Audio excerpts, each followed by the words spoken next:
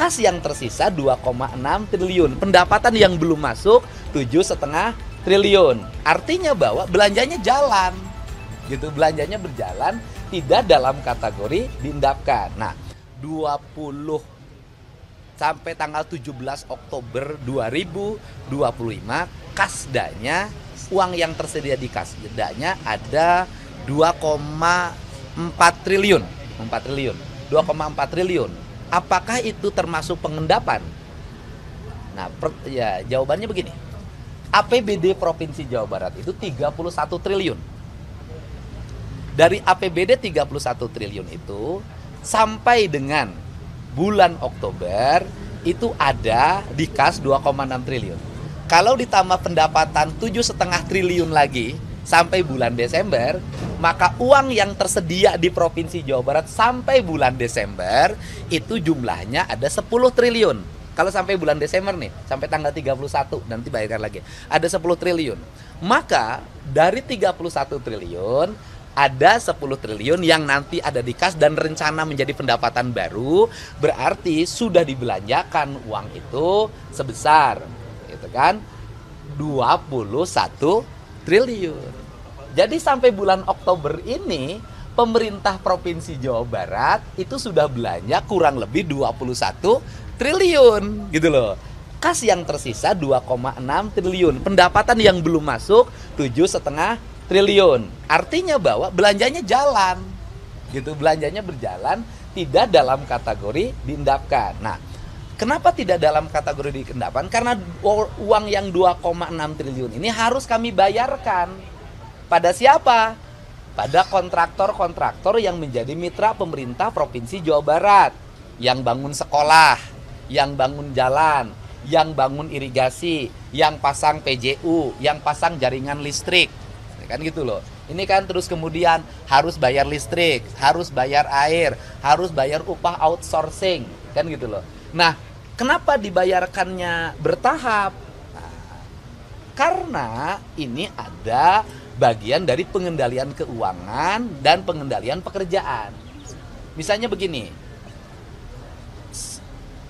PTA memenangkan tender di pembangunan jalan Provinsi Jawa Barat sebesar 1 triliun. Nih, dari 1 triliun ini, itu pasti ada yang namanya uang penawaran. Artinya dia nawar itu 90%. Sehingga walaupun angka proyeknya 1 triliun, yang harus dibayarkan ke kontraktor itu nanti adalah 900 miliar. Yang 10 miliar itu menjadi silpa. Nah, kalau silpanya, kalau pembayarannya terjadi pada bulan Maret, maka itu bisa menjadi silpa di perubahan anggaran dibelanjakan lagi.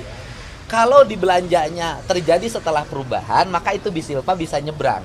Tapi berdasarkan komunikasi kemarin dengan Kemendagri, silpa itu bisa tidak diseberangkan tapi dimasukin dalam BTT. Dan kemudian nanti dibelanjakan lagi untuk belanja-belanja yang tanggap darurat. Ada bencana, ada kemiskinan akut, ada orang yang lapar, ada orang yang sakit yang harus tolong rumah sakit, ini bisa. Nah, kemudian yang 900 miliar itu kita harus bayarkan bertahap. Tahap pertama kasih DP dulu 20-30%. Kemudian tahap kedua kita nanti ada pembayaran lagi. Gitu, pembayaran misalnya 40%. Tahap ketiga misalnya 40% lagi dengan DP 20%. Kenapa harus bertahap? Karena kalau uangnya dibelanjakan sekaligus kepada pemborong, bagaimana kalau pemborongnya kualitas pekerjaannya buruk? Bagaimana kalau tidak dikerjakan? Maka ini menjadi pidana korupsi. Yang korupsinya kontraktornya karena tidak mengerjakan pemerintah. Tapi kepala PU-nya kena. Karena dia melakukan pembayaran sedangkan yang dibayarkannya jasanya belum diberikan. Nah, ini kenapa ada angka-angka dan kenapa ada uang yang ada di kas daerah. Sehingga seluruh rangkaian belanja kas daerah ini dinilainya kapan? Dinilainya nanti pada tanggal 2 Januari.